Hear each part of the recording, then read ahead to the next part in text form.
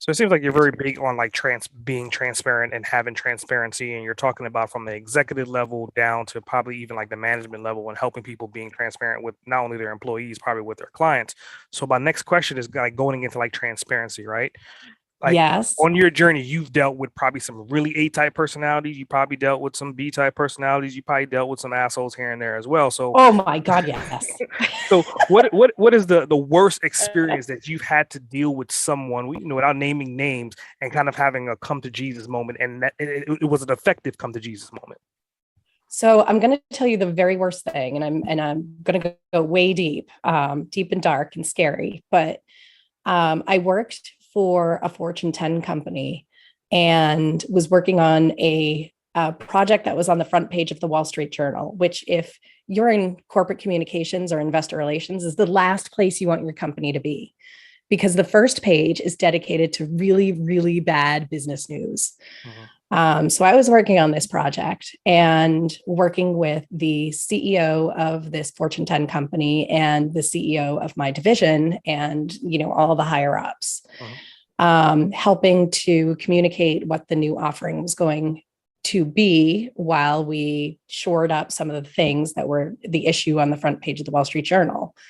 I had a raging alcoholic absent boss Mhm. who did not appreciate what I brought to the table and felt that I was outshining her instead of her taking it for, like, hey, look at my hire. I hired this woman who's able to, take this really complex topic and explain it really easily to people who don't necessarily understand the fine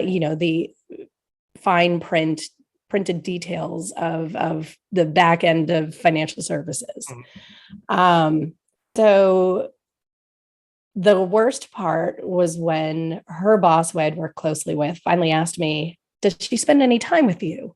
And I admitted the truth after thinking for a long, 90-second pause.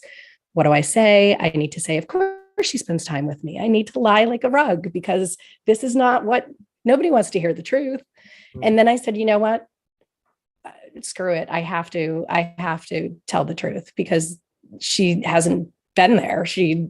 It was just ridiculous. And she had been shitting on me. So Mhm. I, I didn't say that. Instead, I said, no, she hasn't spent much time with me. And he said, okay, all right, I'll fix that. I'm like, oh, there's the writing on the wall.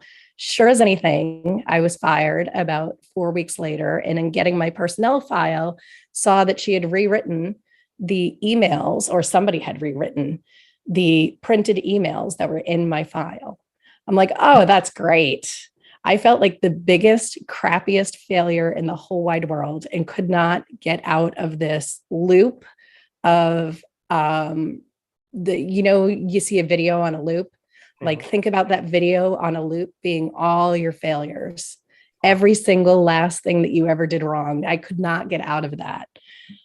So when I see people who have been laid off or fired or have some kind of life change that has altered them in a way that now they're feeling crappy about themselves, I think to myself, well, there's no way that you're not crappy. None of us were born crappy. Like, you just need some tools and strategies to get you out of this.